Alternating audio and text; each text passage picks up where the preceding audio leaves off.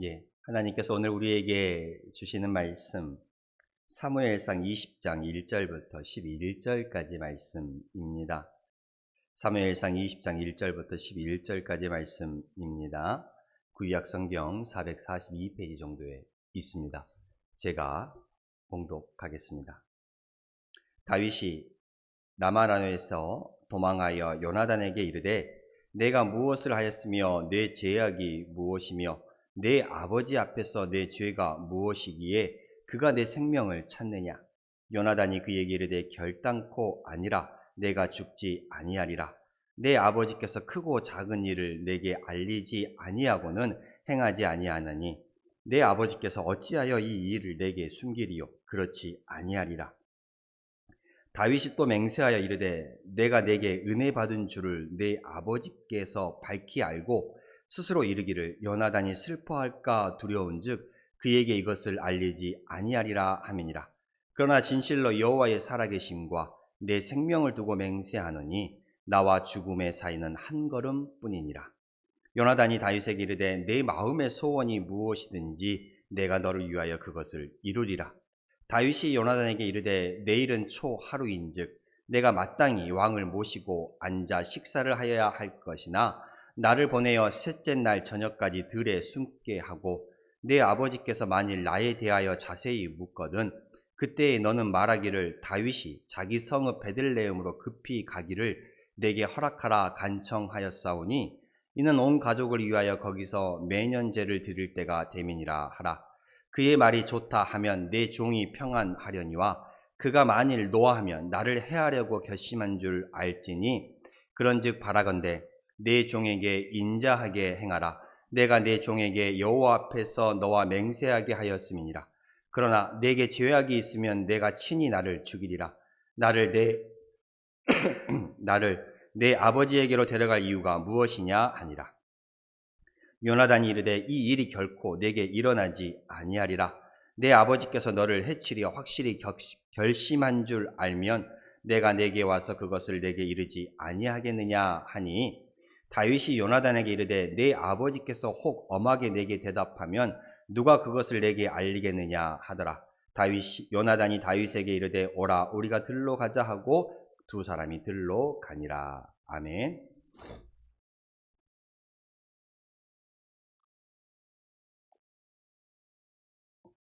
우리가 지금 창세기부터 계속 보고 있는데요.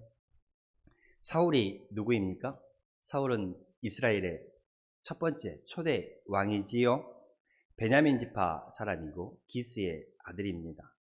이 사울이 왕이 된 그 과정은 참 독특합니다.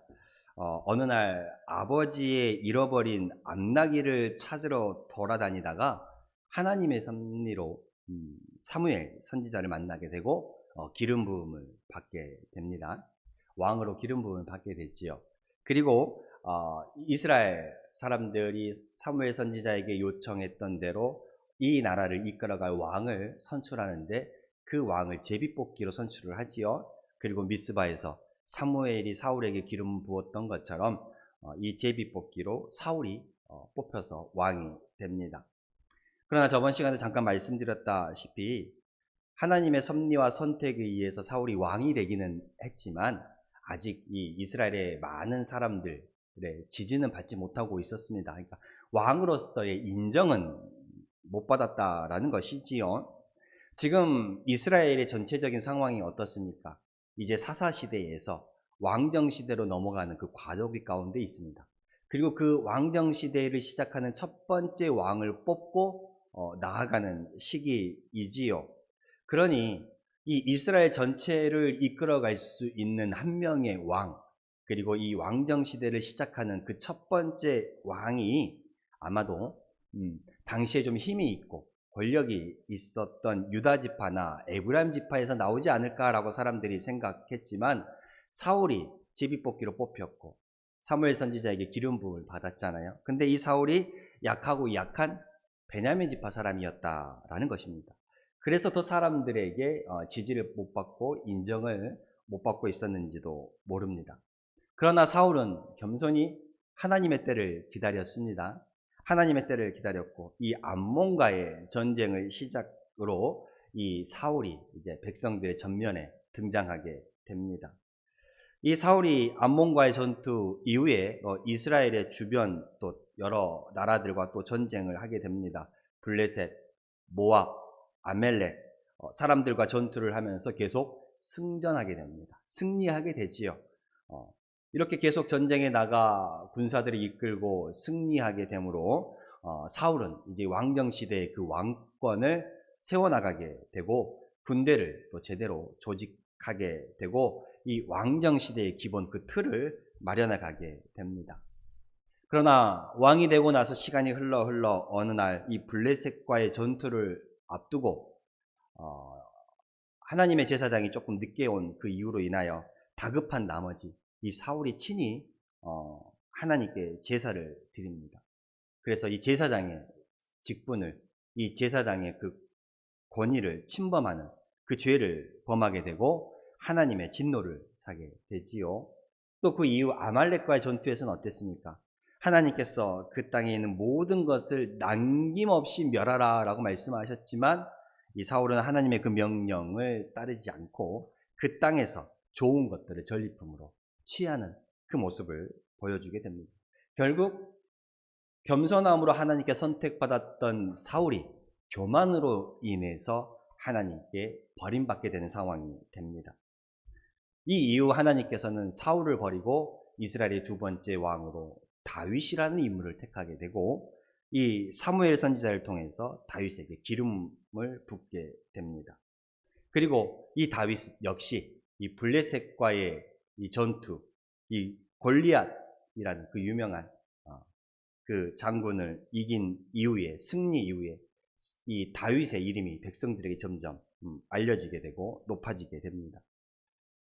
사울이 죽인 자는 천천히요, 다윗이 죽인 자는 만만이라는 그런 백성들이 왕보다 이 다윗을 더 높이게 되자 이 사울 왕은 다윗을 시기하게 됩니다.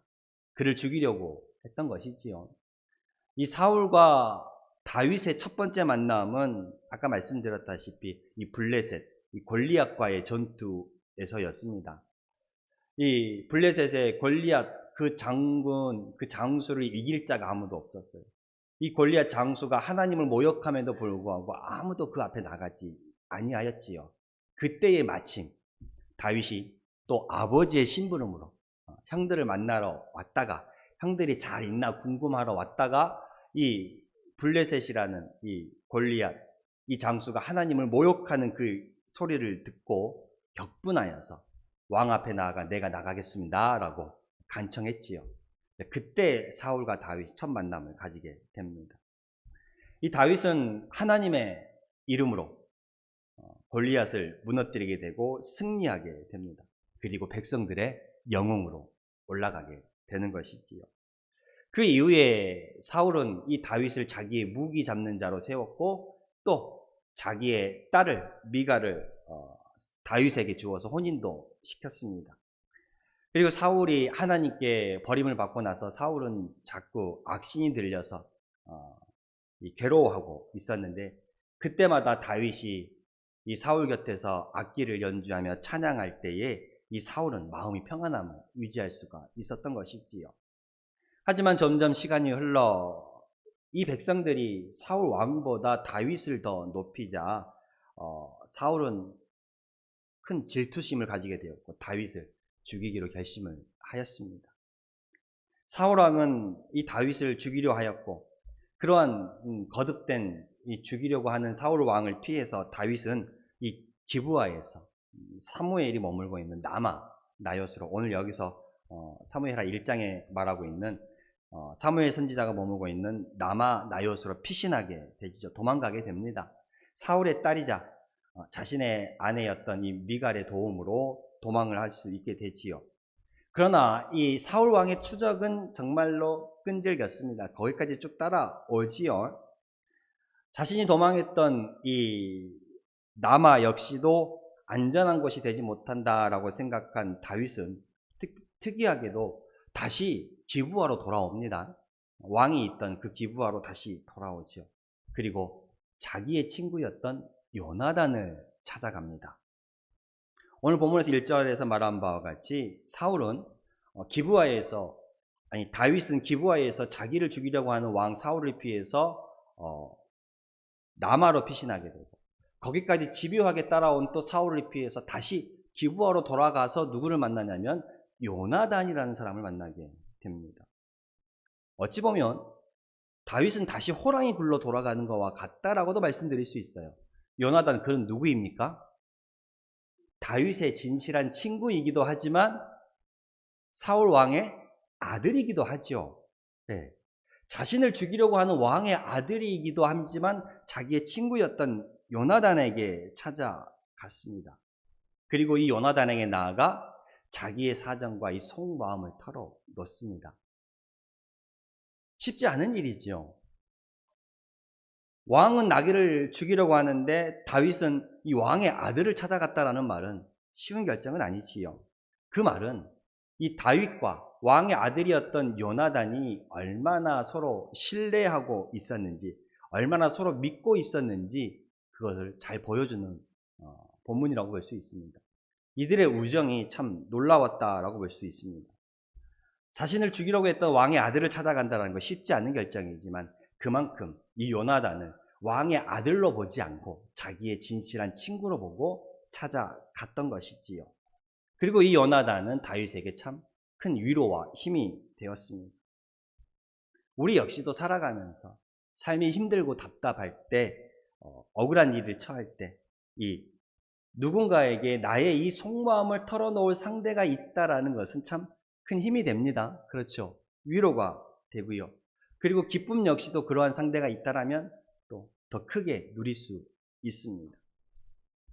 다윗에게 있어서 요나단은 바로 그러한 친구였습니다. 네. 자기의 마음을 꺼내놓을 수 있는 친구, 참 진실한 우정을 가진 친구였죠. 여러분에게도 그런 친구가 있습니까? 나의 속마음을 꺼내놓을 상대가 있으신가요? 우리에게도 그런 사람이 있습니다. 그런 친구가 있죠. 누군가요?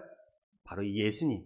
오늘 우리가 함께 찬양했던 것처럼 예수님께서 우리의 친구가 되어주신다라고 말씀을 하셨습니다. 예수님은 세리들과도 죄인들과도 친구가 되어주셨고 이 병든 나사로에게도 우리 친구라라고 말씀하셨습니다. 예수님은 우리의 친구가 되어주시죠. 우리는 이 예수님, 이 주님을 친구로 삼아 기쁨과 슬픔도 함께 나누면 슬픔은 줄어들 것이요 기쁨은 더 배가 될 줄로 믿습니다. 4절에 진실한 친구였던 요나단이 다윗에게 뭐라고 말합니까? 내 마음에 소원이 무엇이든지 내가 너를 위하여 그것을 이루리라. 네가 원하는 것이 있다면 나는 너를 돕는 일이라면 무엇이든지 해주고 싶다라는 말씀이지요. 참 진실되게 마음을 나누는 사람과 나눌 수 있는 이야기입니다. 그리고 우리와 참 친구 되시는 예수님도 아마 이와 같은 마음이지 않을까 생각합니다. 우리를 위하여 무엇이든지 다 해주고 싶은 그 마음, 하나님의 마음이자 바로 우리의 친구 되시는 예수님의 마음입니다. 세상의 친구들도, 세상에 나의 마음을 함께 할 수 있는 그 상대도 나를 도와주고 싶어 하고 함께 하고 싶어 하지요. 그러나 우리가 한 가지 알아야 할 것이 있습니다. 사람은 그 한계가 있다는 것입니다. 아무리 도와주고 싶어도 시간적인 제약이 있고 물질적인 제약이 있고 환경적인 제약이 분명히 있습니다. 사람에게는. 그러나 우리의 참 친구, 진실된 친구 되시는 주님은 다릅니다. 주님은 불가능이 없지요. 못하시는 것이 없습니다. 이 주님이 나를 친구라 불러주시며 나를 친구 삼아주시며 우리와 함께 해주시고 우리에게 무엇이든지 우리가 원하는 것을 들어주기를 원하신다라는 것입니다. 요한복음 15장 14절에 보면 너희는 내가 명하는 대로 행하면 곧 나의 친구라 라고 말하고 있습니다. 이제부터 너희를 종이라 부르지 아니하리니 종은 주인이 하진 것을 알지 못함이라. 너희를 친구라 하였노니 내가 내 아버지께 들은 것을 다 너희에게 알게 하였음이라 라고 말하고 있습니다. 너희가 내게 명하는 대로 행하면 곧 나의 친구라라고 예수님이 말씀하셨지요. 그리고 예수님께서 뭐라고 말씀하셨습니까? 사람이 친구를 위하여 자기 목숨을 버리면 이보다 더 큰 사랑은 없다라고 말씀하셨죠.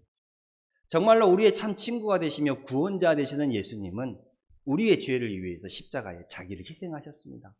자기를 내려놓으셨지요.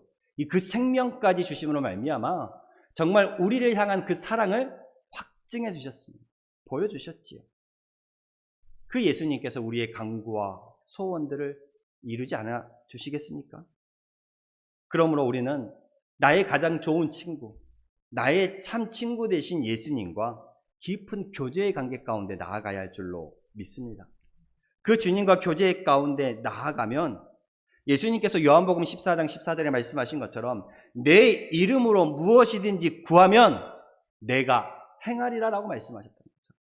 나의 가장 좋은 친구, 나의 참 친구 되신 예수님과 깊은 교제 가운데로 나아가서 주님의 이름으로 우리가 무엇이든지 구한다라면 그것이 주님의 뜻에 합당하기만 하다라면 이루어 주신다는 놀라운 그 약속을 우리에게 주셨다라는 것입니다. 그러나 이 친구의 관계에서도 이 친구는 일방적인 관계인가요? 서로 상대적인 관계인가요? 상대적인 관계이지요. 상대가 나에게 진실한 친구이기를 바라기 전에 내가 먼저 그에게 진실된 친구가 되어 주어야 하지 않겠습니까? 예수님께서 나를 참 친구라 불러주시고 나의 좋은 친구가 되어 주셨으니 나 역시도 예수님을 나의 좋은 친구, 참 친구로 맞아들이며 대해야 하지 않겠습니까? 예수님께서 주님의 이름으로 무엇인지 구하면 행하여 주신다라고, 이루어 주신다라고 말씀하셨던 것처럼 우리 역시도 주님 안에 내가 주님을 위해서 기쁘시게 할 것이 무엇인가 늘 생각해 보아야 하지 않겠습니까? 올바른 친구의 관계라면 주님이 우리를 위하여 우리의 사정을 늘 돌보아 주시는 것처럼 나 역시도 주님을 기쁘시게 하려면 어떻게 해야 할까 늘 생각하며 살아가는 것, 이것이 서로 진실된 친구의 관계, 주님과 우리 성도의 관계라고 생각되어집니다. 우리의 마음을 털어놓을 수 있는 상대, 진실된 친구 사이에는 허물이 없지요. 격식이 그렇게 크지 않습니다. 마음을 터놓고 지내지요. 그러나 그러한 가까운 관계일지라도 지켜야 할 선은 분명히 있습니다. 가까운 관계라도 지켜야 할 선이 있지요. 다윗과 요나단, 진실된 친구였습니다. 그러나 다윗은 이 요나단을 향하여서 무엇라고 말합니까? 7절과 8절에 보면요. 그의 말이 좋다 하면 내 종이 평안하리니와 그의 말이 노하면 나를 해하려고 결심한 줄 알지니 그런즉 바라건대 내 종에게 인자하게 행하라. 다윗과 요나단은 친구였지만 다윗은 요나단에게 자신을 종이라 칭하고 있습니다. 자신을 낮추고 있지요. 왜요? 요나단은 나의 친구이기도 하지만 어떤 신분을 가지고 있어요? 왕자라는 신분을 가지고 있어요. 그러니 진실된 마음을 나눈 친구이긴 하지만 그래도 상대에게 지킬 선은 분명하게 다윗은 지켜주고 있었다라는 것입니다. 왕자로서의 예의를 갖춰주고 있었던 것이지. 그러면 주님과 우리 사이는 어떨까요? 주님과 우리 사이는 어떨까? 예수님은 우리의 친구가 되어주시고 나의 친구가 되어주시지만 우리가 주님 사이에 지켜야 할 선은 분명히 있습니다. 그 선이 무엇인가요? 예수님께서도 말씀하셨습니다. 뭐라고 말씀하셨습니까? 너희가 내 명대로 행하면 나의 친구라 그랬습니다. 그 선이 뭐예요? 내가 나의 명대로 행하면, 그렇지요. 주님과 나의 이 친구라는 관계 속에 그 분명한 선은 바로 우리가 주님의 말씀을 지키며 나아가야 한다라는 것이지요. 좋은 친구 관계에 대한, 함께 마음을 깊이 나누는 사람들에 대한 그 자세를 분명하게 요나단과 다윗이 보여주고 있습니다. 함께 마음을 깊이 나누는 상대 간에는 까다로운 격식을 차리지 않고 편하게 행동을 하고 말을 하지만 그렇다고 함부로 대해서는 안 된다라는 것을 말하는 것이지요. 지켜야 할 선도 분명히 있다라는 것입니다. 다윗에게 있어서 요나단은 친구인 동시에 자기의 주인이기도 했습니다. 왕자의 신분을 가지고 있었으니까요. 예수님과의 우리 관계 역시도 마찬가지입니다. 예수님과 우리 관계 역시도 친구인 동시에 나는 주님의 종이기도 한다는 사실을 기억해야 합니다. 주님은 나의 친구가 되어주시지만 주님은 또한 나의 구원자이기도 하십니다. 나는 주의 백성이요 주님은 만물의 주인이시며 나는 주님의 종이기도 한다라는 그 사실을 기억하셔야 합니다. 그래서 예수님과 우리 사이에도 분명한 선, 그것은 바로 우리가 주님의 말씀대로 행할 때에 그 관계가 온전히 유지될 수 있음을 우리는 깨달아야 합니다. 예수님과 나는 친구라는 그 뜻은 내가 그 주님의 뜻을 온전히 알아서 내가 행하는 사람이 된다라는 거예요. 종과 주인의 관계. 종은요, 주인이 시키는 것만 합니다. 왜 그 일을 하는지를 몰라도 일단 시키면 하지요. 그러나 친구의 관계는 어떻습니까? 친구의 관계는 그 친구의 일을 마치 내 일처럼 봐주는 겁니다. 내 일처럼 봐주는 것이지요. 우리는 예수님과 성도, 우리의 관계가 바로 이래야 할 줄 믿습니다. 예수님의 일이 바로 내 일처럼 내가 해나가는 것입니다. 내가 인심을 써서, 내가 마음을 써서 해주는 것이 아니라 마치 그 일이 내 일처럼 내가 주어진 일에 책임감을 갖고 충성을 다하며 나아가는 그런 관계가 되는 것입니다. 오늘 말씀을 통해 우리는 이것을 깨달았으면 좋겠습니다. 다윗과 요나단은 진실한 관계였습니다. 참 마음을 나누는 친구의 관계였죠. 예수님도 우리에게 참 친구가 되어주시고 요나단이 다윗에게 다윗이 원하는 것은 무엇인지 들어주고 싶은 마음이 있었던 것처럼 예수님도 우리의 참 친구 되신 나를 위해 우리의 소원을 들어주고 싶어 하신다는 것입니다. 그러나 이 친구와 관계 속에서도 분명한 지켜야 할 선은 있는 것처럼 다윗이 요나단에게 그 선을 분명히 지키며 예의를 차리며 나아갔던 것처럼 예수님이 우리의 친구인과 동시에 구원자이심을 우리가 깨닫고 우리가 주님의 말씀 앞에 그 주님의 뜻을 온전히 행함으로 나아가는 저희들이 되어야 할 줄도 또한 믿습니다. 이 다윗과 요나단의 그 진실된 운정의 관계를 오늘 말씀을 통해서 우리가 깨닫는 것처럼 예수님과 우리가 친구가 되어지며 예수님께서 우리를 위해서 구원하시기 위해서 그 생명을 버리셨고 희생하심으로 그 사랑을 확증하셨습니다. 주님의 그 사랑을 가지고 우리도 이제 세상으로 나아가기를 소망합니다.